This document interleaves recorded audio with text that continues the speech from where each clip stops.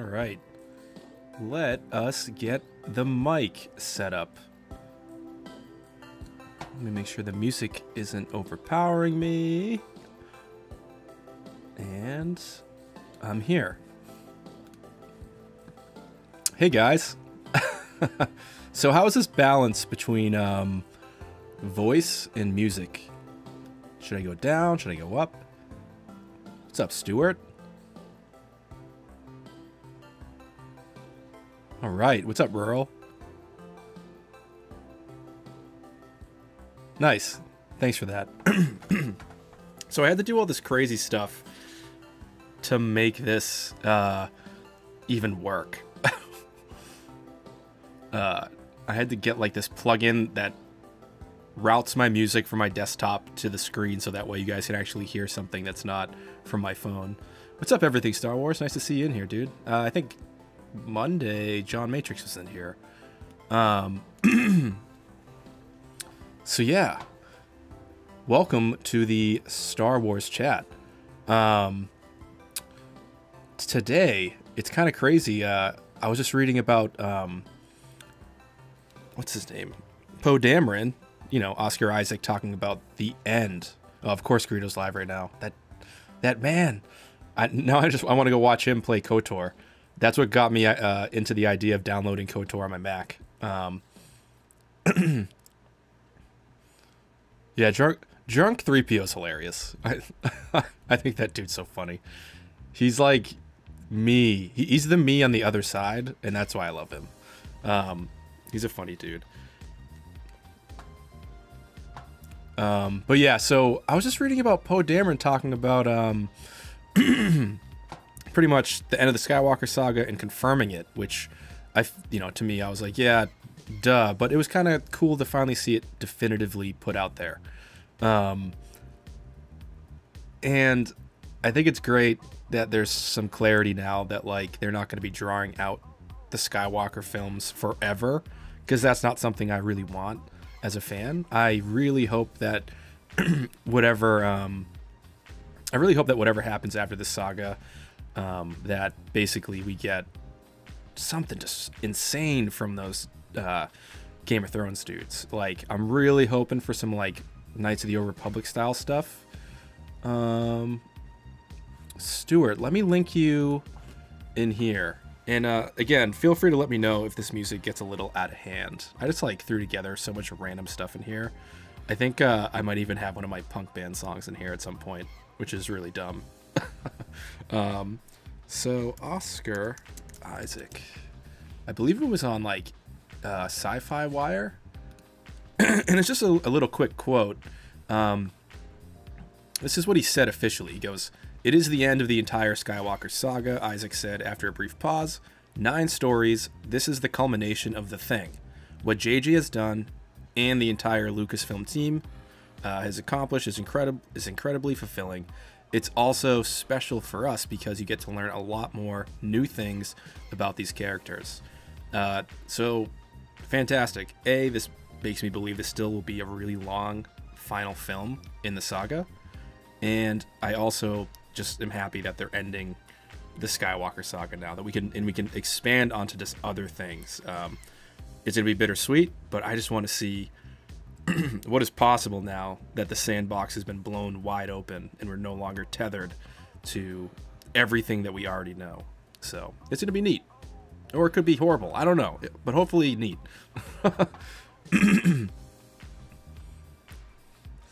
Oh, dude, yeah. So Drunk 3PO, your intro is amazing. I have to admit it. It's great.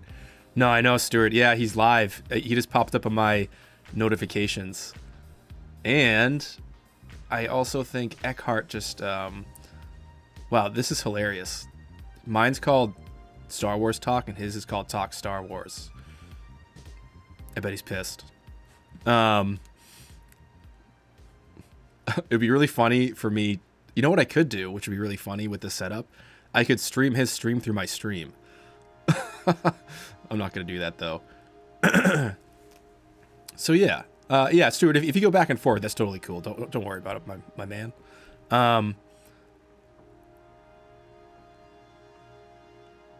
Let me read Alex here. I know this isn't related, but I remember you said that you didn't like the new Jurassic movies. Has your mind changed? It hasn't, but I did rewatch the last one. I literally can't even remember what it's called. Fallen Kingdom, I think. I think I finally figured out what the beef is with it that I have, and what that is that it's a beautiful looking film, but it just has, it felt like it had no soul to it in my opinion, and it was super just hard to get through. I mean, I just didn't really feel connected to anybody in the film. I actually enjoyed the first one that came out, Jurassic World, the regular one, a little bit more, just because it was so cheeky and it knew what it was, but it still like wasn't fantastic. But either way, the sequel just was really not for me. But if other people love it, that's fine. I mean, I like Batman vs Superman, so who am I to judge? I wonder if Hello Greedo's also playing Ulas. Now I feel even worse because he's the one that told me about the band Ulas, and so I guarantee that he is also streaming this sort of synth jizz. Called Star Talk Wars. That'll be my next stream. We're gonna Star Talk while we war. It's gonna be fantastic. The guy who directed Jurassic World Fallen Kingdom made a lot of tearjerkers in the past. Let me research the director. Director of Fallen Kingdom. Okay, J.A. Bayona. Let's check out his IMDb page. Okay. Wait. Where is his... Why doesn't it list anything? Is that the only thing he's done? Hold on. Maybe I'm on the wrong thing here. Wikipedia. There we go. So he did Penny Dreadful, Orphanage, The Impossible, A Monster Calls. So I've heard of 3 of these, and I've heard of the television series, but I have not actually watched that before. Maybe I should check that out.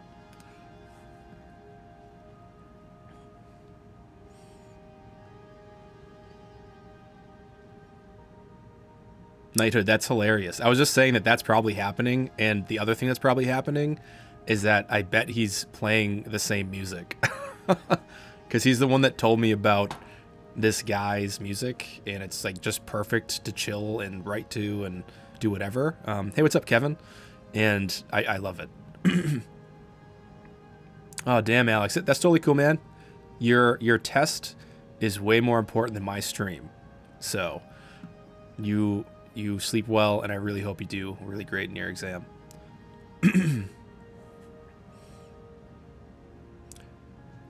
So let me read Giggle Freaks here. Fallen Kingdom had so much potential to bring the franchise back to its roots, but in reality, it really squandered it. They should have made a smaller, more contained, scarier. Yes, I think that's pretty much it.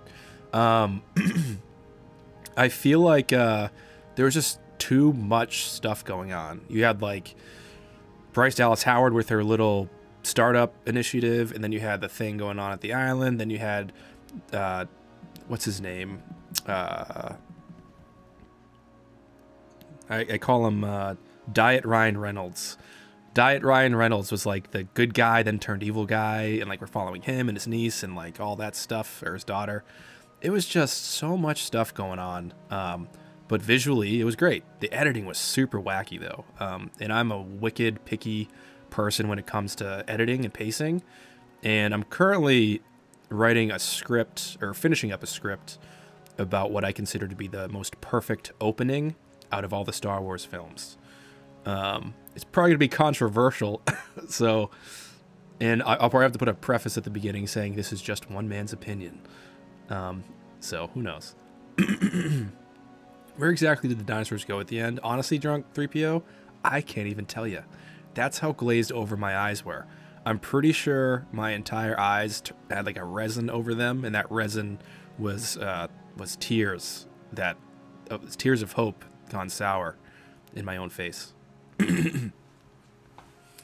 So yeah, I have no idea.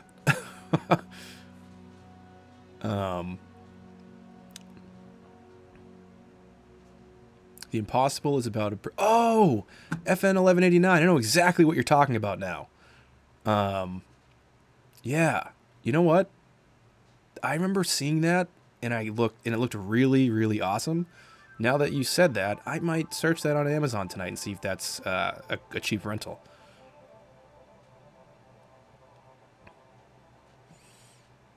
I'll put it this way, Giggle Freets. It's one of those. But I have a lot of reasons as to why I think it's the perfect one, and it'll be interesting.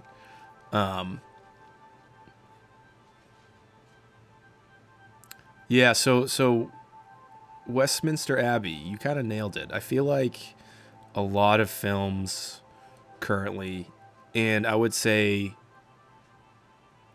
like Rogue One. Let's look at Rogue One. Let's keep this Star Wars oriented. I think Rogue One suffered from something, even though I really love the film, and I place it one place above The Force Awakens for enjoyment level, specifically because I'm an Empire snob. So with my own hubris and bias out of the way, in my, whatever, just my own ranking of that film, the intro of that movie is nonsense. And what I mean is, it has a perfect prologue where we meet Jin, the father, and the setup of the debacle between a genius and an idiot who needs to use the genius to further himself in his worldly whatevers. Ben Mendelsohn wanted to, or Director Krennic wanted to,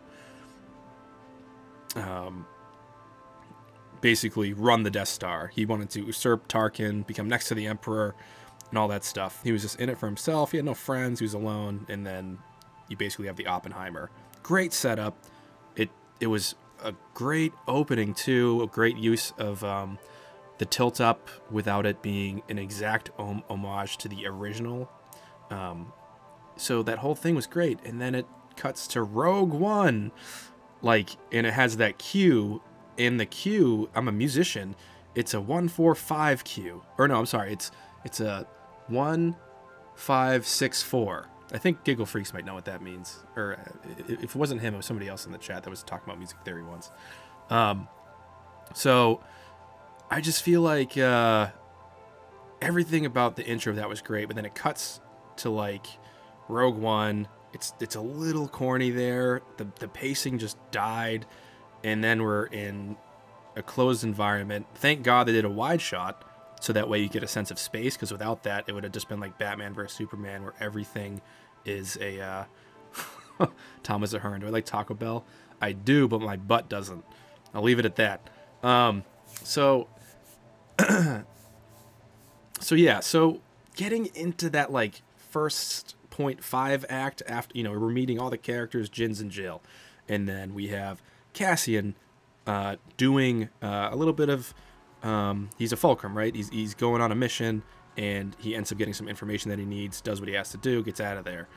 And it's just why did this all happen? And I think that dude's name is Keeve or Tivik. I don't know. One of those three names. Everything looked great. It was a fantastic setting. I liked the Ring of Kafrene, but we were there for not even a minute or a minute and a half. So yeah, I don't know. I just feel like the second it really got its footing is once they landed in the interrogation room, which is where they originally transitioned to in the first cut of Rogue One. It went from Jin as a little girl to Jin in the interrogation room. So all those inserted things that were clunky, that we were all like, what the hell happened? You can thank Tony Gilroy for that. And in his eyes, he thinks he saved the movie. I don't know. Who knows? I feel like whatever Gareth Edwards gave us, him being a super fan, I'm really curious to see what he originally edited. And it's a shame that we can't see that, in my opinion. By the way, is this song too loud? Is this all good? Yeah, drunk 3PO. I mean, I try to be completely honest about the films. I haven't ever done a Rogue One review on the channel because it's so, like, it came out so long ago. Doesn't make sense to review it now. There's so much good about it, and there's so much not good about it. It's like a really good even split to me.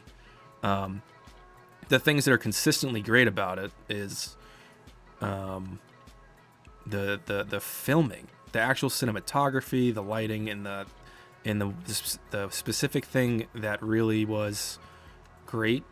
I really appreciate that, Thomas. Thanks, dude.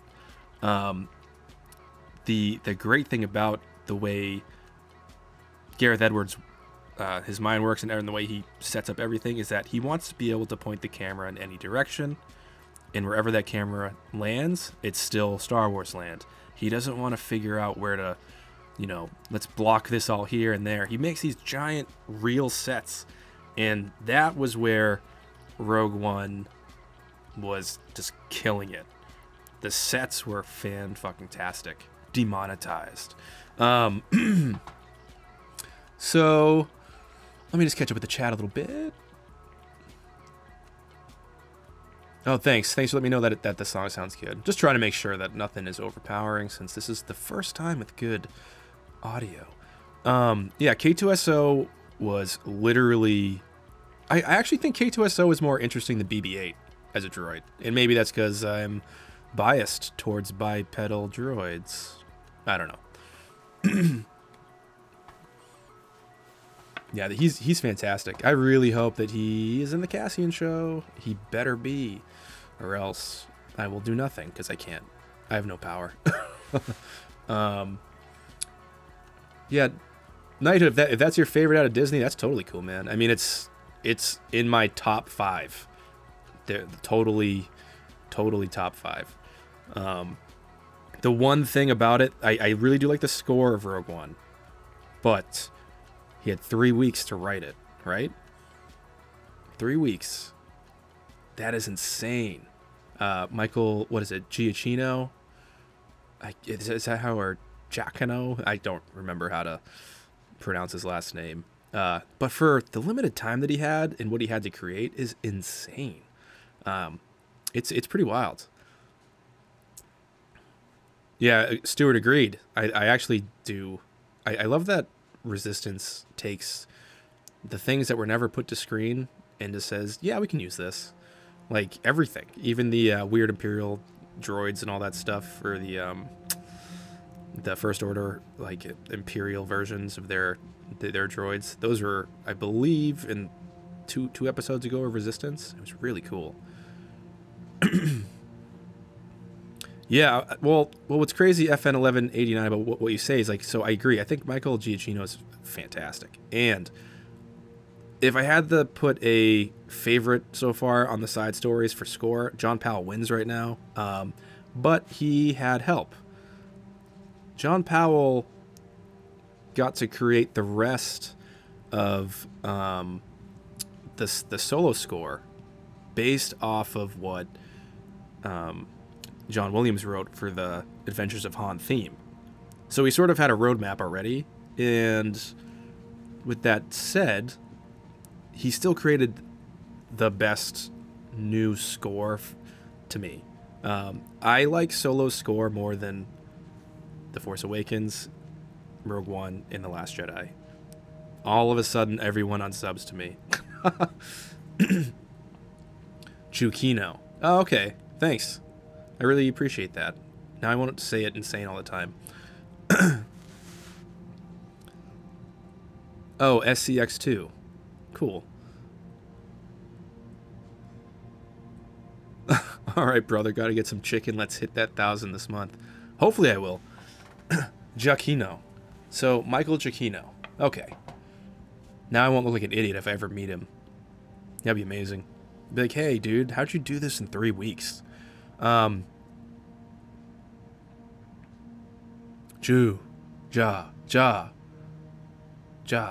Alright.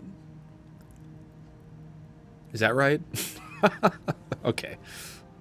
I'll just call him Mikey. So I'm really curious to see if episode 9, speaking of scores, is going to be the end. Then I wonder how many motifs there are going to be in episode 9. Like, he's got to go through so many things. He's got to hit prequel themes, he's got to hit OT themes, and he's got to hit the sequel trilogy themes, and they've got to all weave in and out of each other with this tapestry of Star Wars music.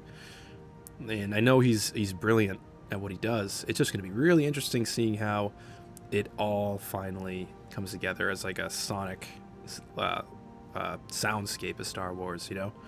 It's going to be a lot of stuff. Anybody a fan of Thomas Newman? Oh, let me read this.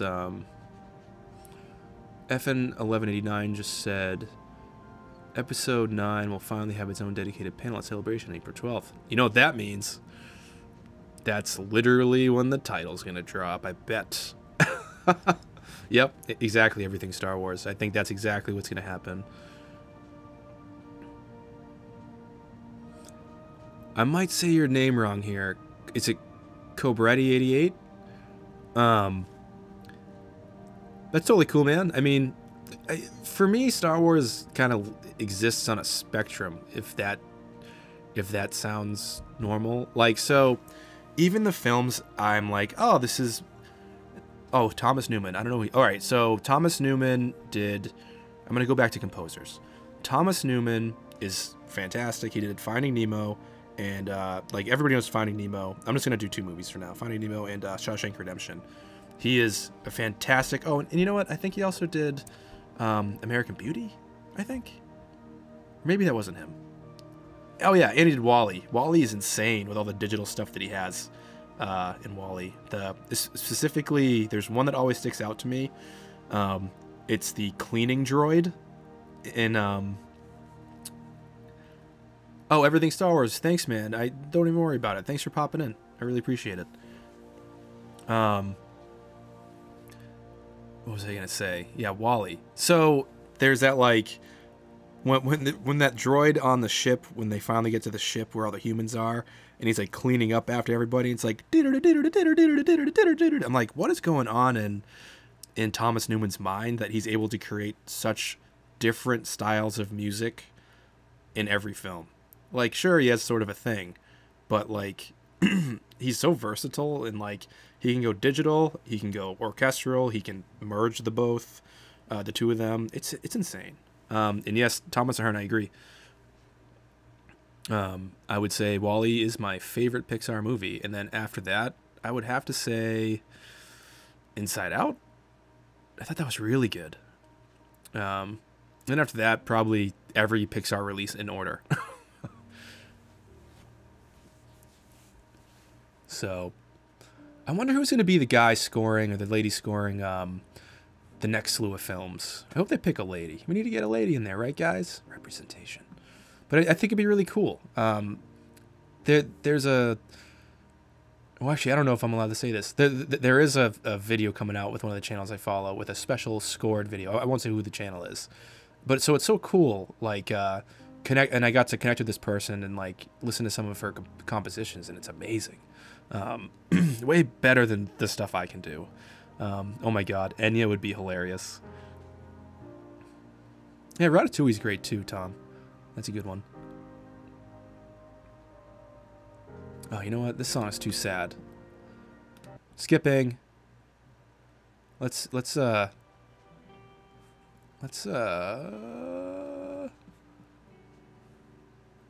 change this up. Here we go.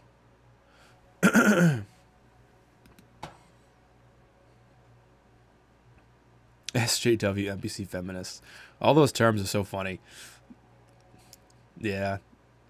Oh, I don't know if anybody saw that that giant comment on my Bantha Poodoo video.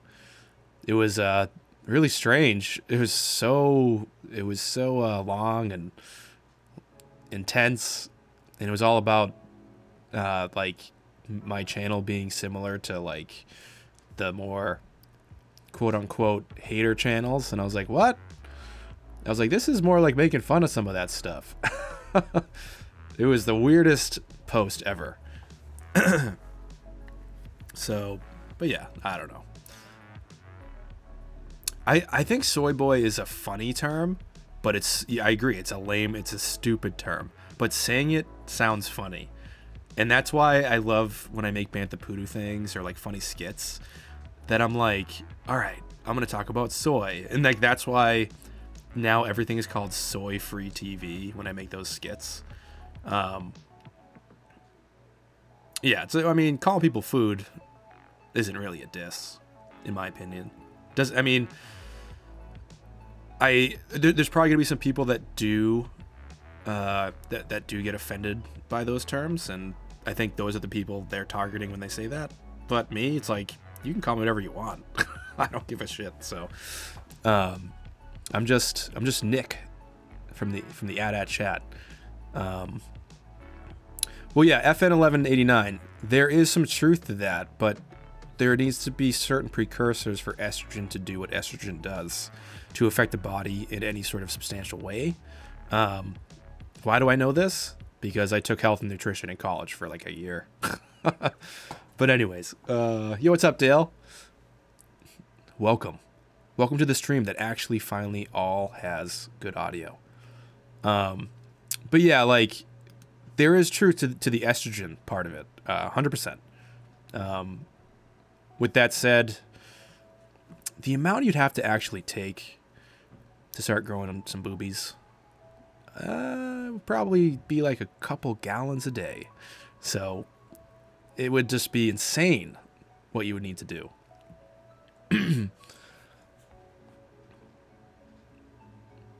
So I'm curious, what do you guys think about the official ending of the Skywalker saga?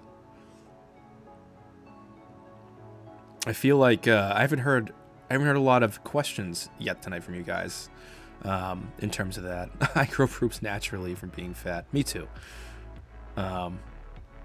Yeah, I mean, I honestly don't often eat soy, like, unless I get tofu and stuff, which I do like here and there, like for specific meals. And I do eat like a lot of vegan meals, but I'm not a vegan. It's just like I happen to live next to a vegan restaurant, so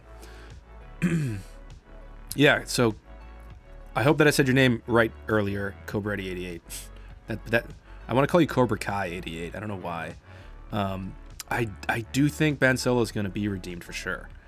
I really hope that there's that like sort of coming together again between Rey and Ben. I'd be pretty bummed out if we don't get official Reylo in terms of like a romance, and I still think that it's going that way because that analog between Padme and Anakin and Rey and Kylo is so on the nose. Sorry, I just burped on the live stream again. I can't help it. It's so on the nose. It's such an analog that I feel like there's going to be a moment again where it's like, Obi-Wan, you're our only hope. But it's going to be like, Ben, you're our only hope. Like, and it's literally going to be that.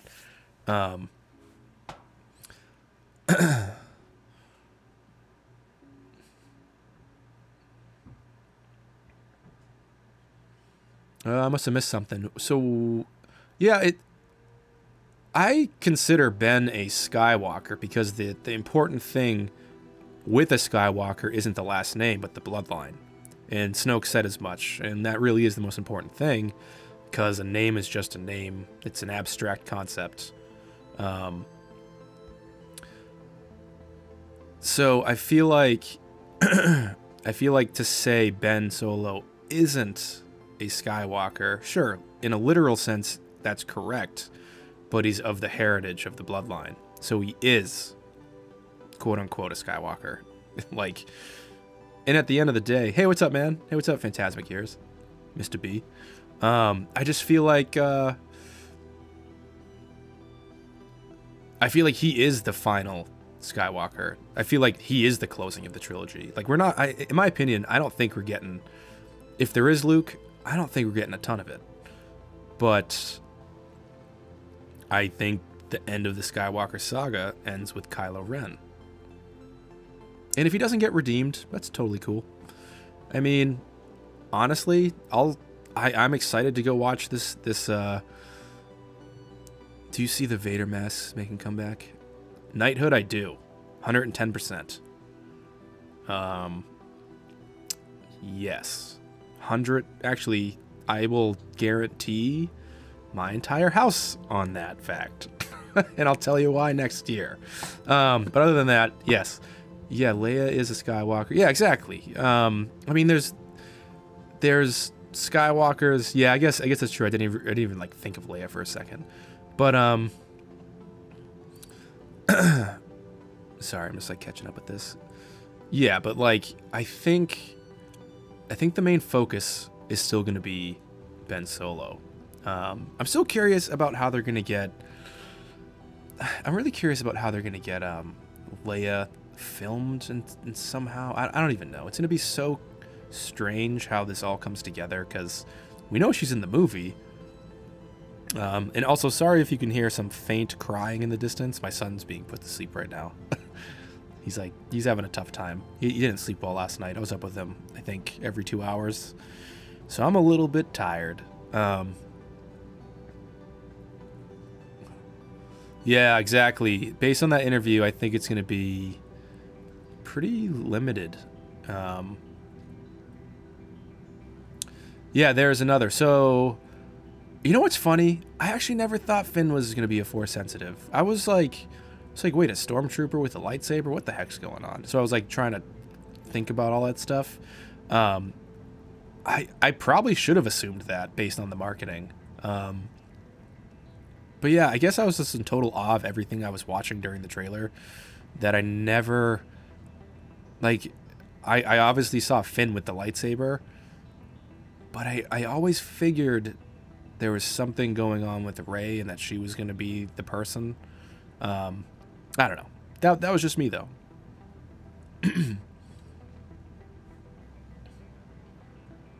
Yo, what's up, Original Trilogy Daily? Welcome.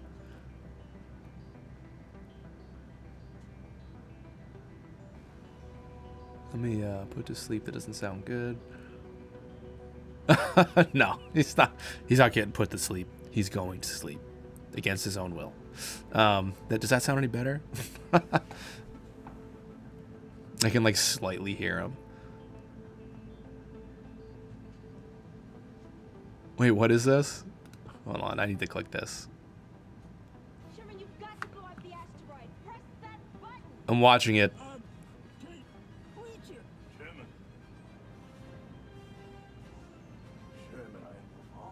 Oh my. I can't watch anymore. That was insane.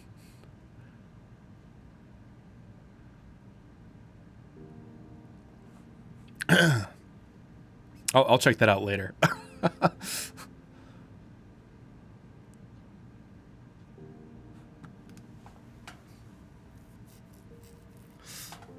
I do like the Nutty Professor, though. I don't think I've ever seen the Nutty Professor 2. Yeah, Stuart, I'll probably like it then. If it's just like a spoof. I love that stuff. You know me. I'm a spoofer. It's so hard going to serious videos and back to spoofs and to serious and then back to spoofs. It's like two different directions where I'm just like, man, it's so hard to shift gears sometimes because like now as I'm trying to write a more serious script, I'm like, man, I just came off of the most funniest Bantha Puda video I think I've made. I just want to make another one now, but you know, I got to sprinkle those out throughout the channel and not just keep doing those. Keep you guys on your toes. Oh, let me catch back up with the chat. Oh, it's from a dream sequence. Okay. Yeah, because I was like, I don't remember like the space thing or anything like that.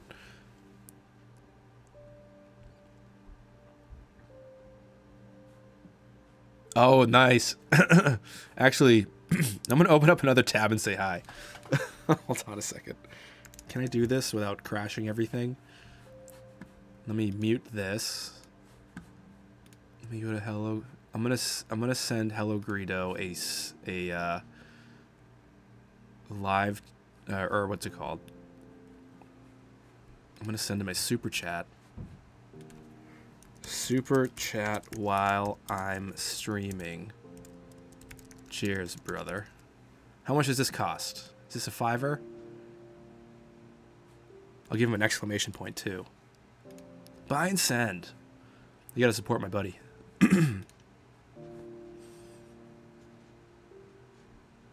And maybe he'll put this in his he'll put that in his daughter's college fund someday. It looks like everything's all good. What was I gonna say? Yeah, you know, I hear that a lot, and to be frank, I'm okay with it. I really, really think what Hello Greedo does on YouTube is fantastic. I think a lot of people give him some odd, just like BS sometimes. And I've seen this in old comments where they say, you know, a shill for Disney, all that stuff. And if anything, he seems like a pretty even-keeled guy that gives an unbiased, or he gives his biased opinion, but it's not like a hot take. You know, if he doesn't like something, he's not gonna tell you you're dumb for not liking it. You know, he's just a reasonable person. And that's and also it's part of why I was like, maybe I should start a channel myself, because there are people out there not just like, you know, being critical and mean, or like, you know, just like creating some pretty trashy stuff. It's like, you know, you can still make content and be critical and maintain a positive vibe, which is really good. Nice. That's funny. I hope he uses that $5. Yeah, my youngling is good. So he's on. He just got all his surgery stuff all unbandaged, cleaned up. He's all done with that, but he still has a couple weeks of recovery, just in terms of the pain and stuff like that. A little swollen. So he's been crying a little bit today, but every time I pick him up, he smiles. So as long as Daddy is around, I think he's okay. And it's kind of sad because, like, if I walk away and go downstairs, he'll start crying, and it's so sad because I'm like, oh, I'm gonna cry now because I don't want to like make a baby cry, and like it's just so sad because he's just like, Daddy. It's crazy. His mom's doing good. She's a little tired. Really tired today, actually. Erin's been tired. That's her name. She's popped in here, I think, once. Yeah, so I think... Hey, what's up, Wayfez? I think we're on, like, the 4th month now. I think we decided on the name, too. I'm not going to say it's official, but I think we like the name Quinn. Quinn is the name we are digging. And I really dig it. So... I'm not sure if it's official yet, but that's the one we're leaning towards.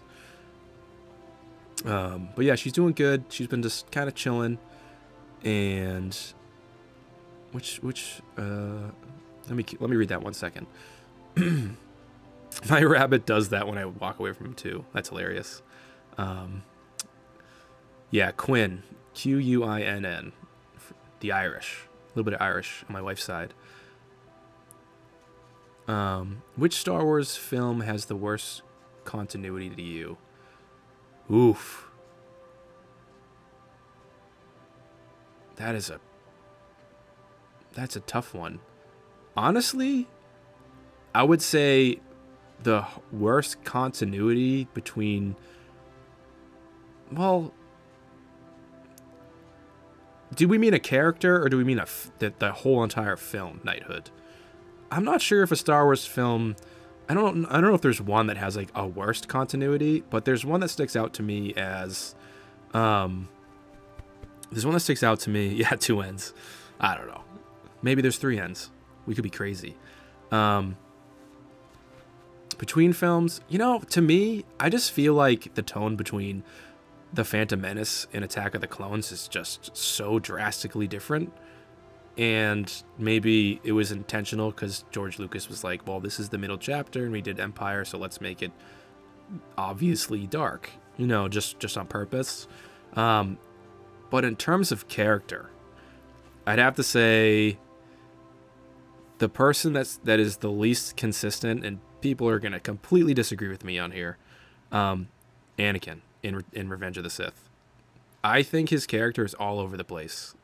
He's stoic, then he's not stoic, then he's yelling, then he's quiet, then he's staring without blinking, and then he's weeping. And it's like all over the place. And I'm not sure if that's due to the editing and the pacing of the movie or the really bad direction from George Lucas.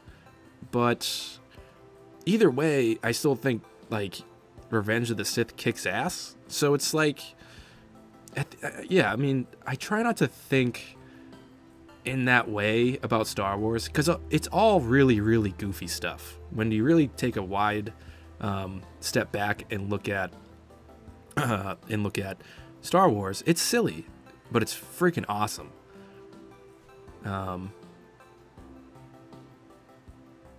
Maybe let me read this. There was another.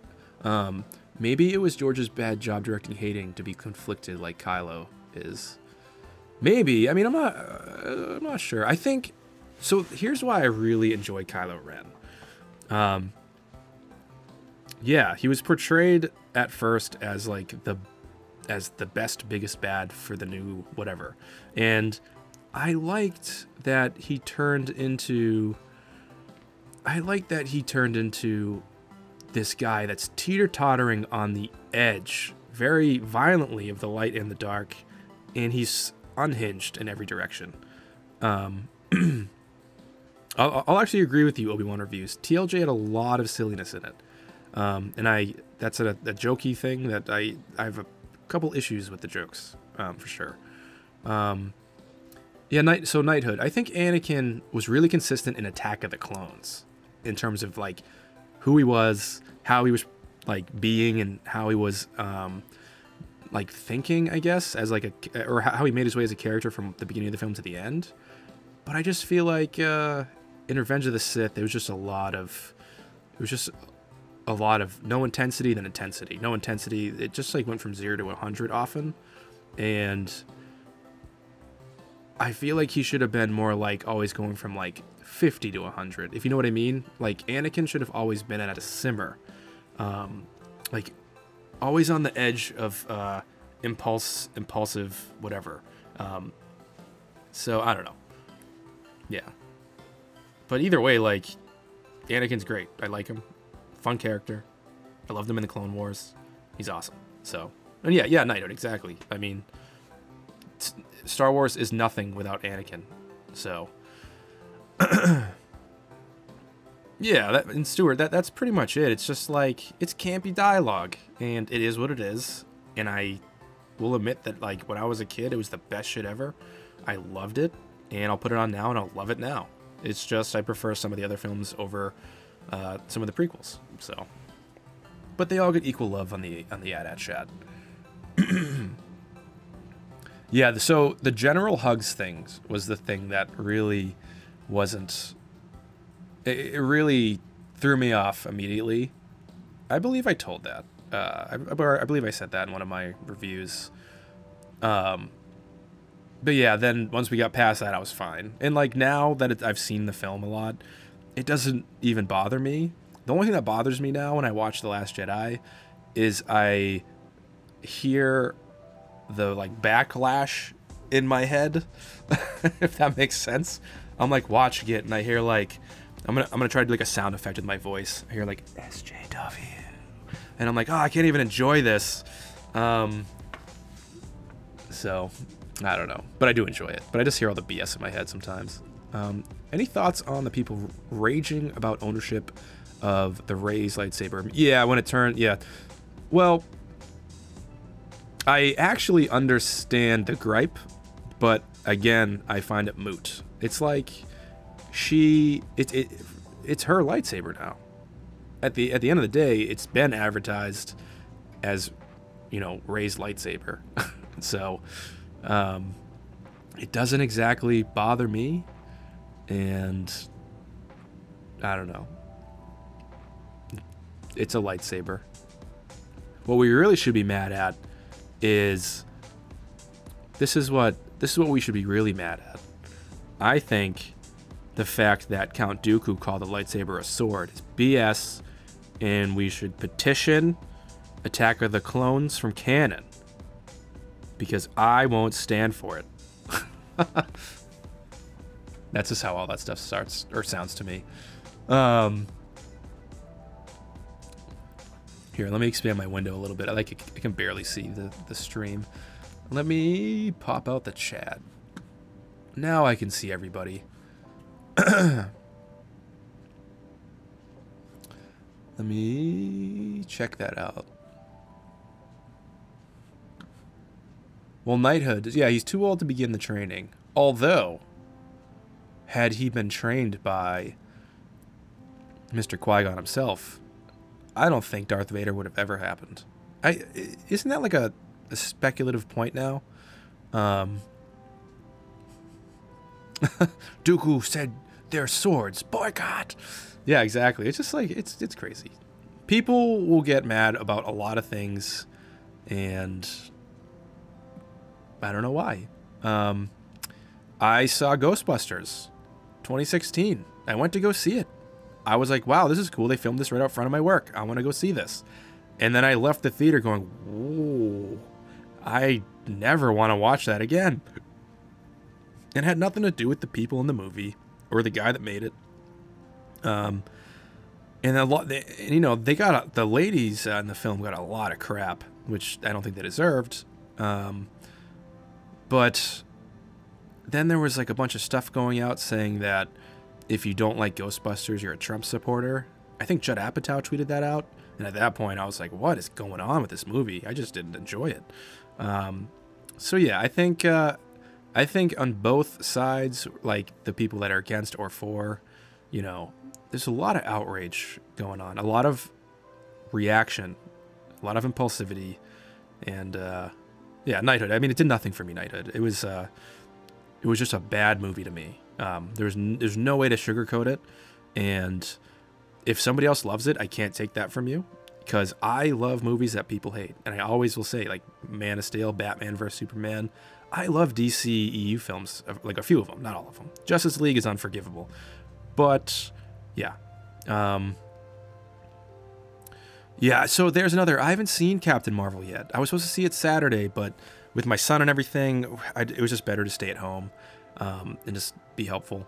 But I still really want to see Captain Marvel, and I probably think I might not really like it based off of a couple people that I follow on YouTube and Twitter, that being Loverboy Media and High Top Films. Love High Top Films. That kid's going somewhere.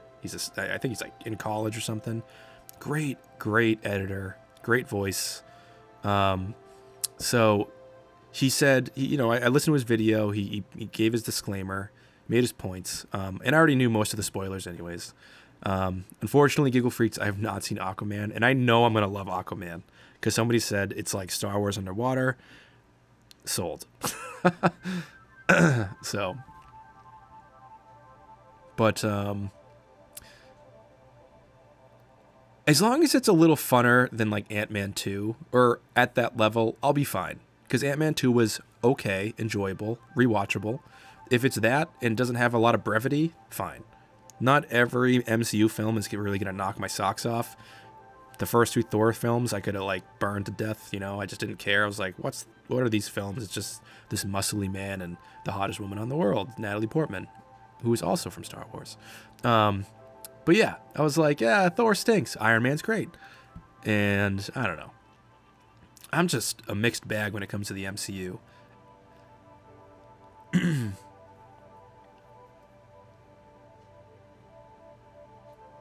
Oh, do you mean so Westminster Abbey?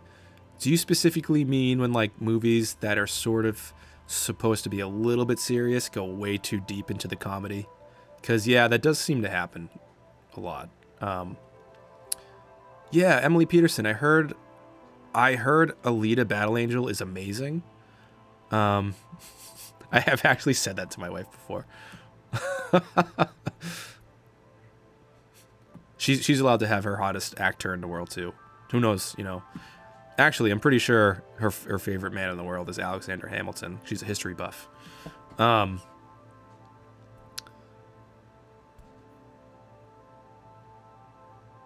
Anthony Anthony Hopkins in that film serves as an allegory of Michael Bay's thought process. Wait, are we talking about I must have missed it. Are we talking about The Last King or whatever the hell that freaking Transformers movie was? Oof. But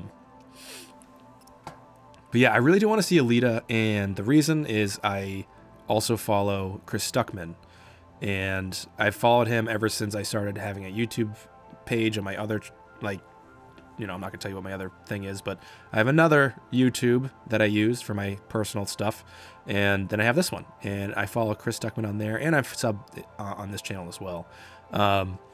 And I loved his review of Alita, like the non-spoiler. I was like, this hyped me up. So, I mean, and the other thing too is I've always been a big fan of James Cameron's like groundbreaking sort of camera work, and I know he doesn't really make like compelling stories, in my opinion now.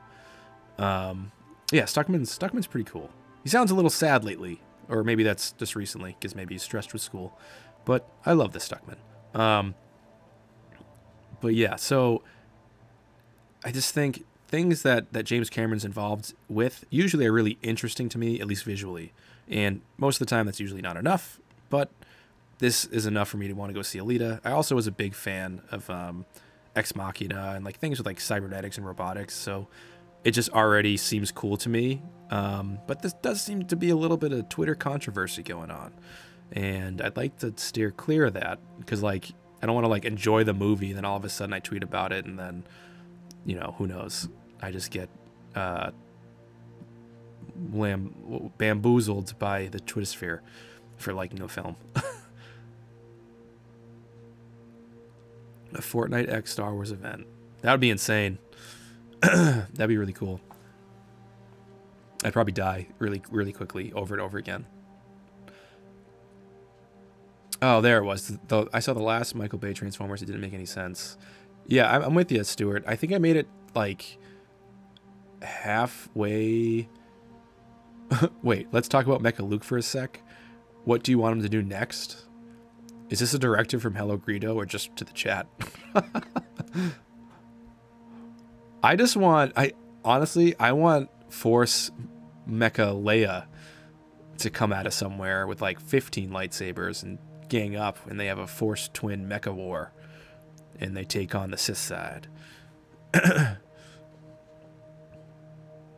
wonder when he's gonna be done with that video. It's gonna be hilarious. Kill the Blasphemer. It sounds like something from Children of the Corn. Have you guys ever seen that film? Super creepy. Google Freaks, question. Did you like the first Transformers film? I really liked the first Transformers film. It was super campy, but when I put that on, I don't feel any gross feelings. The second and third and fourth are just terrible to me.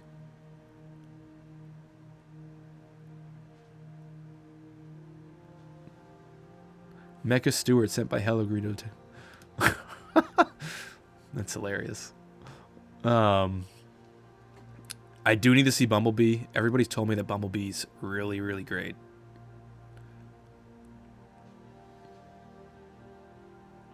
No, not here. Really? Well, I think it depends. I think the way one will relate to Rey or not depends heavily on, I think, what we expected out of the new Star Wars. I think if you grew up with like the Clone Wars and the prequels as the main Star Wars, I can sort of understand Rey in a sense being a letdown because it brings everything sort of back to the original trilogy's sort of ideas where anybody and a nobody can become somebody. But obviously, in my opinion, the sequel trilogy doesn't want to retread literally the same story, so to give her important parents like Luke had, to me, made no sense. I thought it was great that the important parents were Kylo Ren's, and we already knew them. We just had to discover that the villain was the son of the people we already knew. I thought that was interesting, but keeping Rey as this sort of conduit of the Force, because as we know, depending on if you're into it or not with the new canon and the Cosmic Force. The awakening in the Cosmic Force, or the Cosmic Force, did go dormant when Luke went into exile, meaning it was communicating with no one until Rey. It awakened into Rey, and it chooses who it wants. It has its own agenda, and I think that's freaking awesome. And I really, really was fine with her character arc in The Last Jedi. I thought she was great in The Force Awakens. The only person that I think didn't have as great of a role in The Last Jedi was Finn. I think he was okay. The Force is an SJW.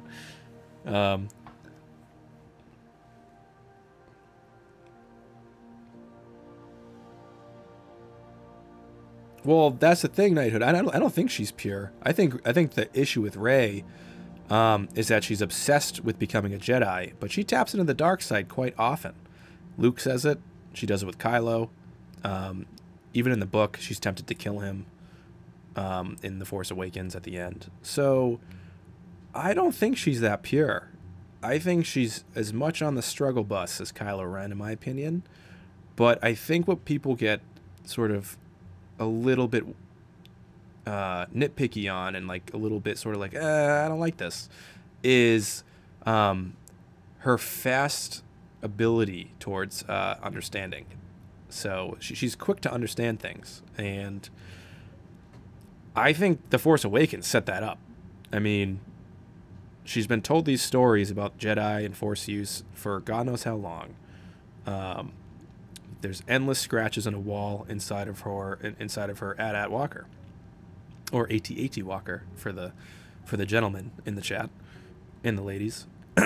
So she's been there with these stories forever. She mentions that she has flown a few times, but not off planet. So all the things that people seem to kind of get mad about, like how could she fly, how could she fight, how could she defend herself, X, Y, and Z. I mean, I feel like her introduction in The Force Awakens sort of laid it all bare for us. Meaning, here is a lady doing everything she can for a quarter portion of food. Literally putting her life on the line in the middle of a skeleton of a Star Destroyer. She could just like fall to her death in there, right? She has no water. She goes to get this crappy portion, licks the plate of her own, licks the food off of the plate, and just aimlessly stares at a ship taking off, going away, wishing it was her. And then she, there's that scene where she stares into the old lady as she's cleaning off her bounty of the day, right? And I think, yeah, Dale, maybe that's the case, Dale. You could be right. But yeah, I think The Force Awakens gave us enough setup for her to be imperfect.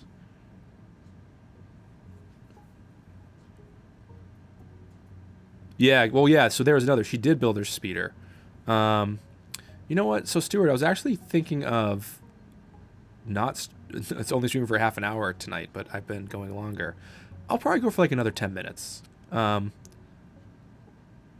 She says that to Finn after they evade, after the TIE fighter fight. She's like, I've only flown a couple or she says something about that. But it's like sort of an off-the-cuff gesture. Similar to like, it's just like Luke, he could get a Womp Rat and whatever. It's just like a thrown away thing that allows the fans and the audience to go, oh, okay, now it makes sense. Yeah, there we go, Stuart. That's what it was. I flew ships like this. I flew ships like this before, but never like this. Yeah.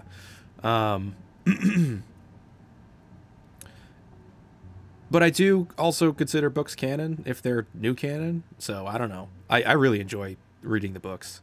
But like I said, like Knighthood, not trying to convince you that you're wrong at all. I'm not interested in trying to convince you, because I want you to enjoy Star Wars how you enjoy it and not how I do it. So I hope that makes sense. It might not. And let me read Emily's comments here. I've been missing Emily's stuff I do agree that Rey's parents are nobodies, but I don't think that means Rey is a nobody herself. If anyone was curious, go watch Wayward's Jedi video on his theory of who Rey is mythologically. Oh, Emily, I love Wayward. Let me ask you a question. Is the video in question about the father, daughter, and son of Mortis? Because if that's so, I think he's onto something. And I also feel like Rey, I mean, he might have even said this in a video. I think that Rey could honestly be a sort of reincarnation of Padme, in a sense. I mean, even the costume she has in the next film is so reminiscent of her, of Padme in Attack of the Clones. Star Wars romance. Let me just read.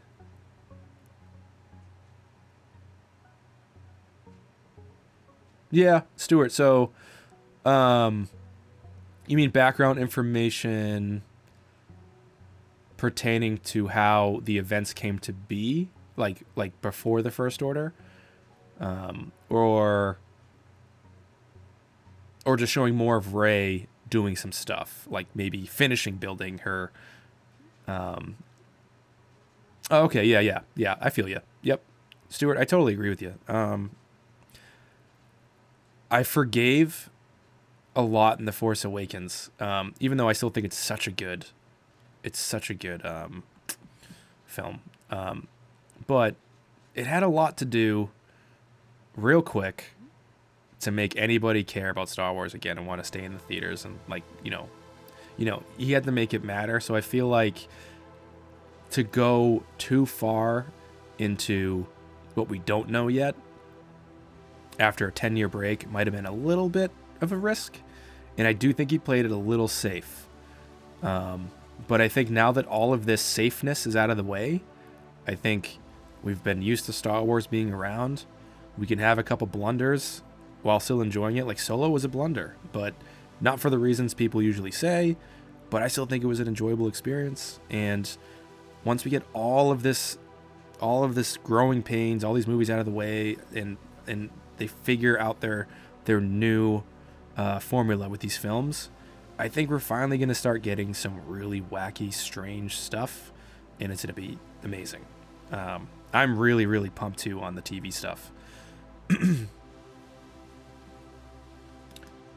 Yeah, so there's another. This is exactly...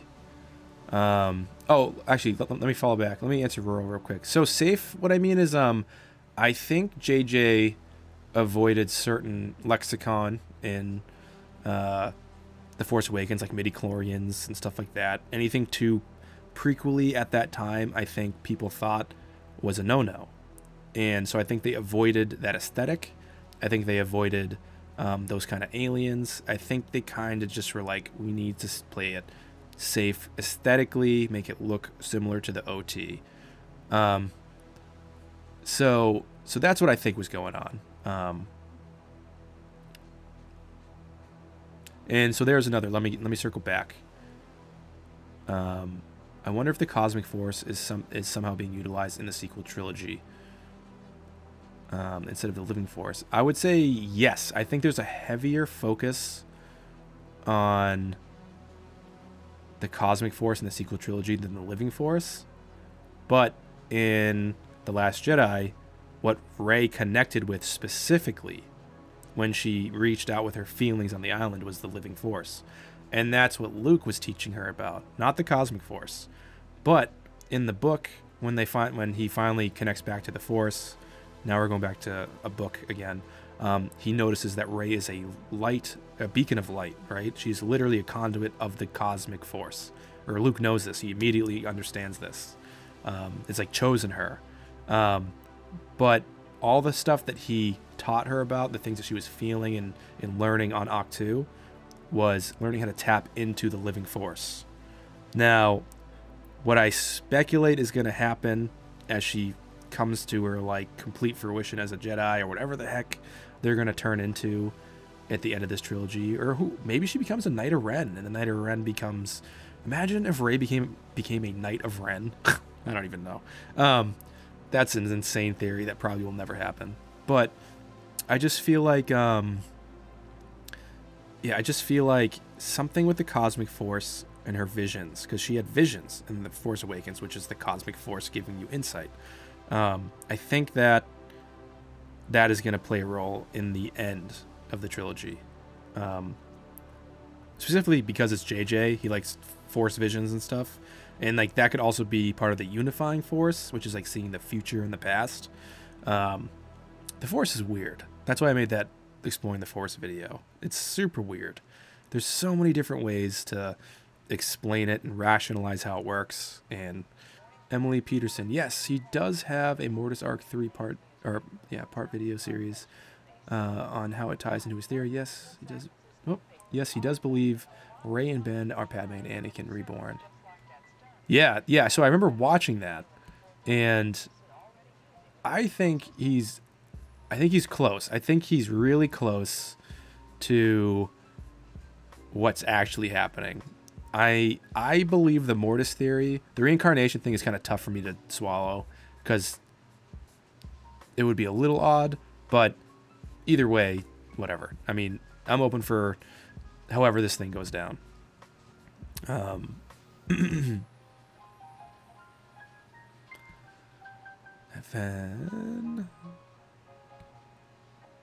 Yeah, so FN and Stewart, you're correct. Like, there was no roadmap. There, depending on what version of George Lucas you talk to, there is a roadmap for Star Wars, or there isn't. There was a prequel trilogy, or there was never one planned, or there was a sequel trilogy planned, or there was nothing after Return of the Jedi. Like, whatever mood George Lucas happens to be in, you get a different story, and that seems to be kind of how it's been for a long time. And I know so much about the production of the original trilogy. Yes, he did have a lot of the story mapped out in a broad sense, but then again, let's recall Splinter of the Mind's Eye, right? George Lucas was convinced that Star Wars was going to fail, and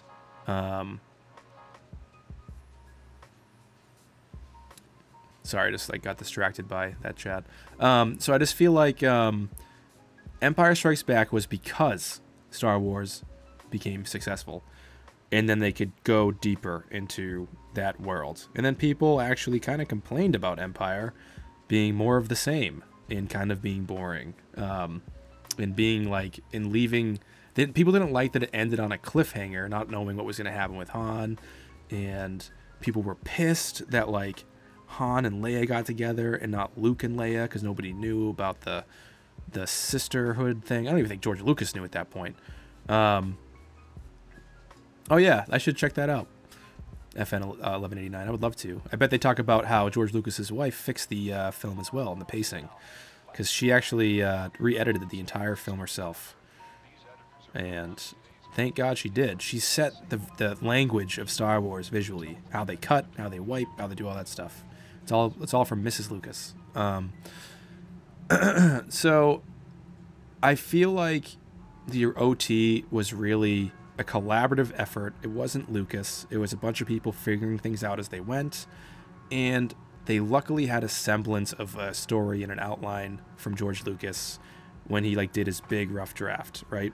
Some of that stuff died, some of it made it into the films.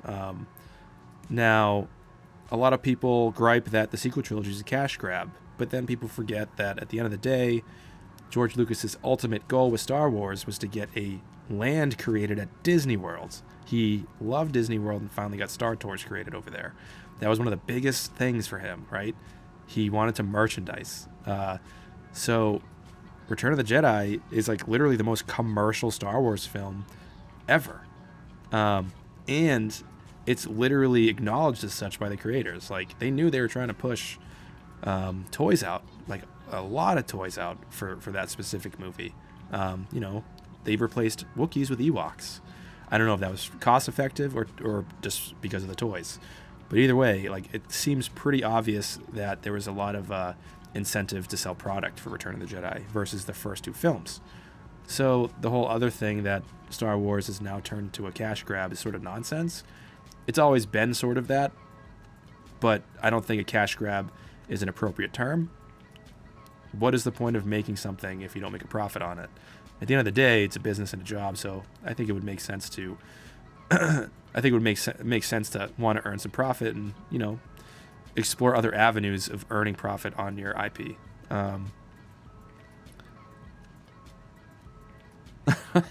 Wayfez, I love that theory. Oh my god. I kind of want to make a video about, like, official canon history. Back in the day, I had a theory that the Ewoks are just Wookiees, but unevolved. Like, apes are to man. I think that'd be hilarious. Yeah, that's true. They are just a reworking of that. And Stuart, I agree. E.C. Henry is amazing. The thing him and Eckhart are making is so freaking good. Everybody's gonna freaking lose their minds when they see what he's making.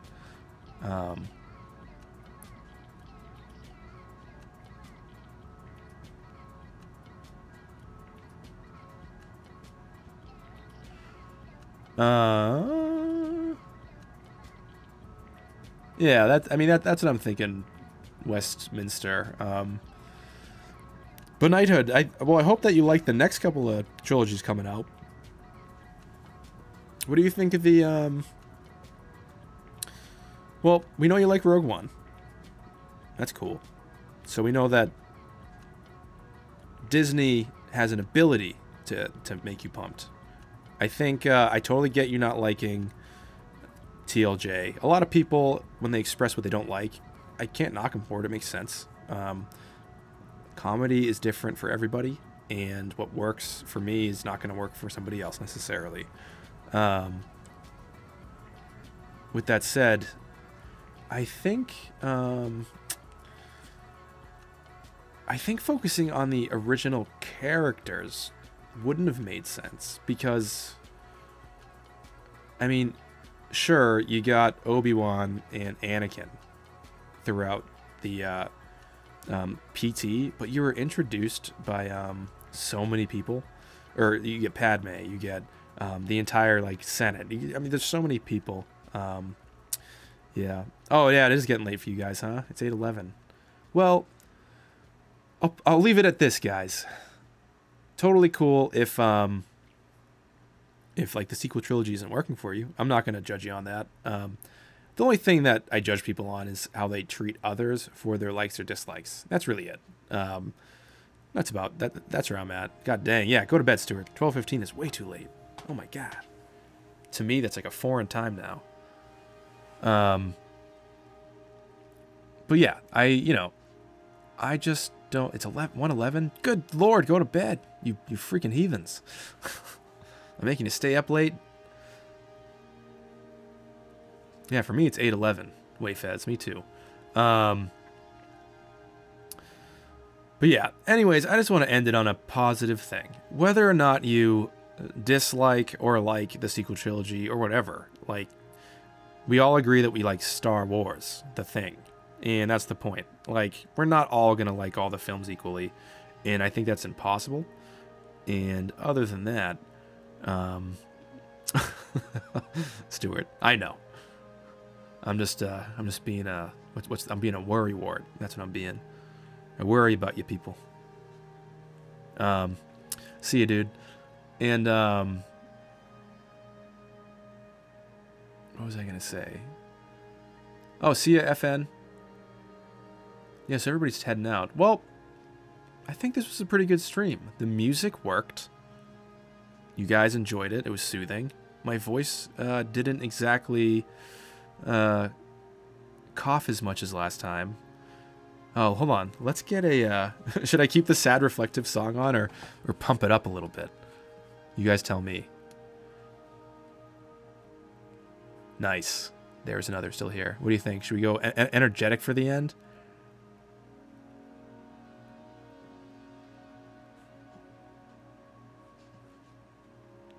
Take it easy, Knighthood. I appreciate you chilling in here. I know it's like, you know, it's tough dealing with the TLJ guys. But you know me, I love TLJ. But I'll never bash on you for not liking it. everybody's free to their own thing. Here, let's find something great to end the stream on. Oh, you know what? I love this song from Ulas. It just sounds like everything from the 80s, and it's called The Last Star. How appropriate for a Star Wars talk end. Oh man, I would love to make that skit, although one of these days I hope someday somehow me and Hello Greedo can ever do a skit together. That guy's really busy though, so, and I hate harassing him, so next time, if he ever does, maybe he'll reach out to me, or I'll get a couple thousand subs next year, maybe, hopefully, and we'll be able to work on something together. That'd be great. I'd really like that. Dude's really funny. So here, I'm going to pick The Last Star as our final sign-off song, everybody. And I'm going to let it play. I'm going to keep the chat on for a little bit. And is it going to play? There we go. So it's been real, everybody. I'm doing this again on Friday, 7 p.m. Probably about the same duration in Sunday. Now, I was going to keep doing it for the next few weeks, and I might have landed a quick little 1-week freelance job next week to make some side hustle money. So I might do that, but I will still be streaming. And no matter what, every Sunday at 4 p.m. is going to be the official AT Chat stream, where we just shoot the breeze and talk about everything. So for now, Monday, Wednesday, Fridays, 7 p.m. and then Sundays, 4 p.m. Eastern Standard Time every time. And it's been awesome. And thanks so much. You guys are awesome. I really appreciate you guys hanging out. And yeah, maybe next time I'll get some questions ready for you guys. I want to prepare a few slides that I can pop up and maybe start quizzing you guys for my own amusement. Make like when you go to the movies and you watch those like hilarious before the movie questions. That'd be really great. So other than that, it's been real. I can't wait to see you guys on Friday. In the AT Chat is signing off.